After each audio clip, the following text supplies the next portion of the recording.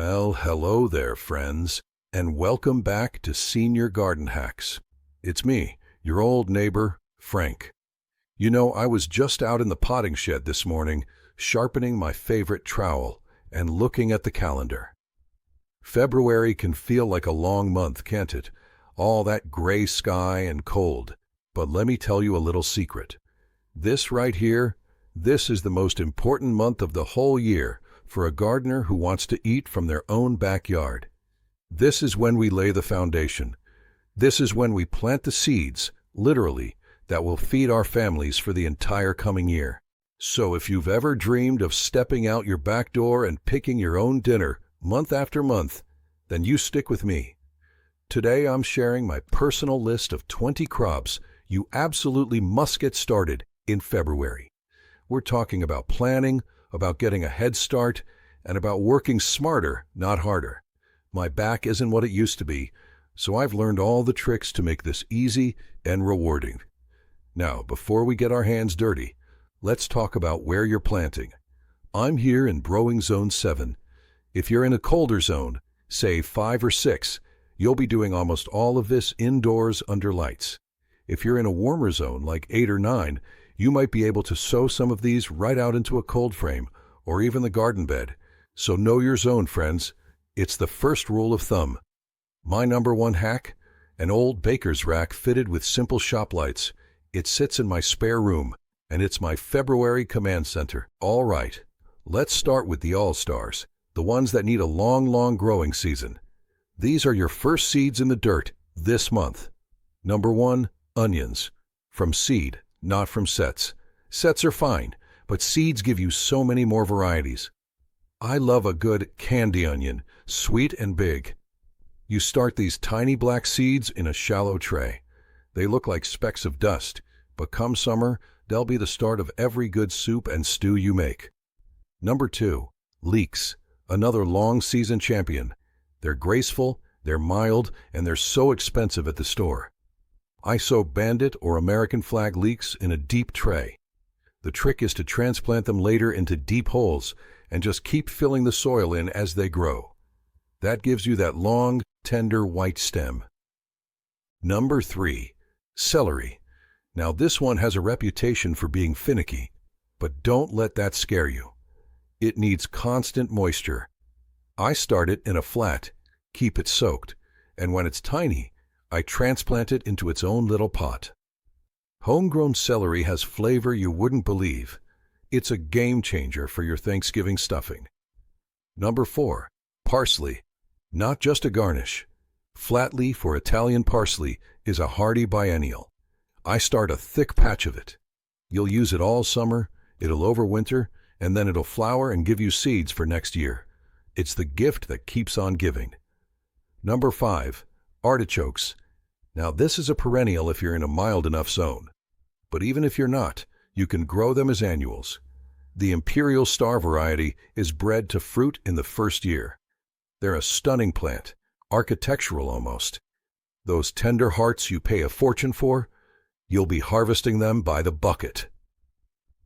Now, let's move to the heart of the garden, the brassicas. The cabbage family. These are your storage crops, your fermentation projects, your winter vitamins. Number 6, cabbage. Both early and late varieties. I plant early Jersey Wakefield for summer coleslaw and Danish ballhead for the sauerkraut I'll make in October and eat all winter. Start them now, give them plenty of light, and they'll be stout little seedlings ready to brave the spring. Number 7, broccoli. My favorite is calabrese. It gives you a big central head, and then after you cut it, it produces side shoots for weeks. More bang for your buck. That's the kind of efficiency I like. Number 8, cauliflower. A bit more temperamental about temperature.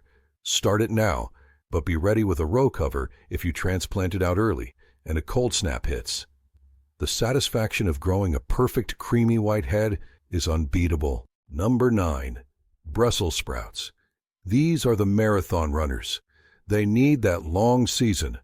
Plant them now, and you'll be harvesting those sweet frost-kissed sprouts from the bottom of the stalk right up until Thanksgiving. a true reward for patience. Number 10. Kale, the indestructible superfood. Lacinato or dinosaur kale is my go-to. I start several plants. You can start picking leaves in late spring, and if you treat it right, it will survive through snow, a backbone of the year-round garden. You getting a vision yet? We're building layers of harvest here. Next, let's talk about the alliums and roots that appreciate a cool start. Number 11. Shallots. I grow these from seed, French red usually. They're like a gourmet onion-garlic blend. You plant the seedlings out in spring, and each one multiplies into a cluster. They store for ages in a mesh bag in my cool basement. Number 12. Celeriac, or celery root. Don't let its gnarly appearance fool you. This is the secret ingredient for the most flavorful mashed potatoes and soups you've ever tasted. It needs a season as long as a good story. Start it now. Number 13. Parsnips. Now you can direct sow these later, but I like to start them in deep tubes like toilet paper rolls. They have a long taproot and hate being transplanted, so the deep tube lets you plant the whole thing without disturbing it. Their flavor isn't complete until after a good hard frost. Sweet as candy. Number 14. Lettuce. Start a few pots of loose leaf varieties now. Black-seeded Simpson, oak leaf. You can have your first cuttings in a couple of months. I practice succession sowing with lettuce, a new pot every 2 weeks. That's senior garden hack number 2 for today. Number 15. Swiss chard. Bright Lights is the variety that makes me smile. Those rainbow stems are just cheerful. It's almost as hardy as kale, and you can cut and come again for months. See these? This is the future right here. Tiny little green promises. Now, we can't forget the herbs and the solanaceous crops that need a real head start. Number 16. Peppers. Bell peppers, sweet peppers, hot peppers, they are slow pokes when they're young. Starting them in February, especially the super hots like habaneros, means they'll have plenty of time to mature and ripen to brilliant reds and oranges on your patio in late summer. Number 17. Eggplant. Same story.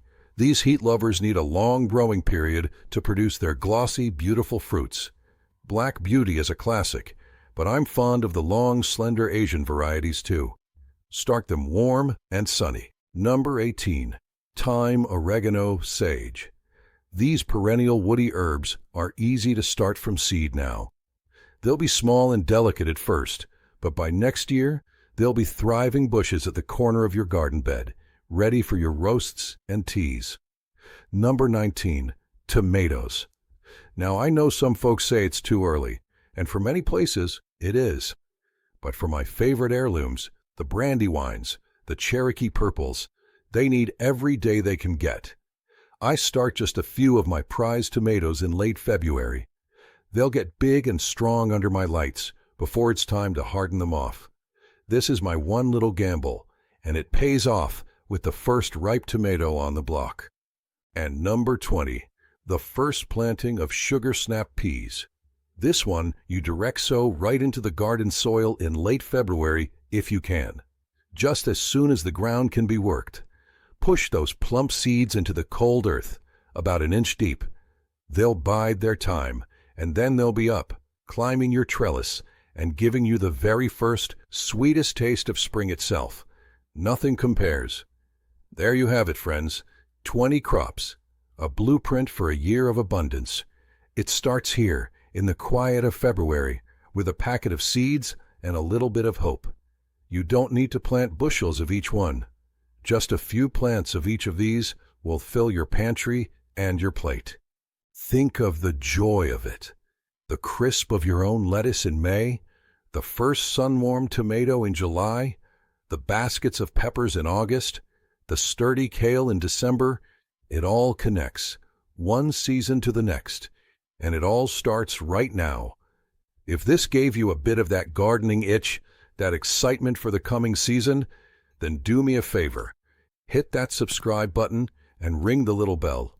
It helps this channel grow and lets me keep sharing these old man garden hacks with you. We've got so much more to talk about, from building easy raised beds your back will thank you for, to canning your summer bounty so you can taste August and January.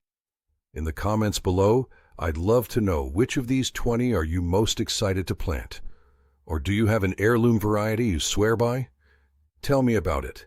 We're all neighbors here in this garden. So, from my backyard to yours, thank you for spending this time with me. Now, if you'll excuse me, I've got some seeds to sow. Until next time, keep your hands dirty and your heart light. Happy gardening, folks.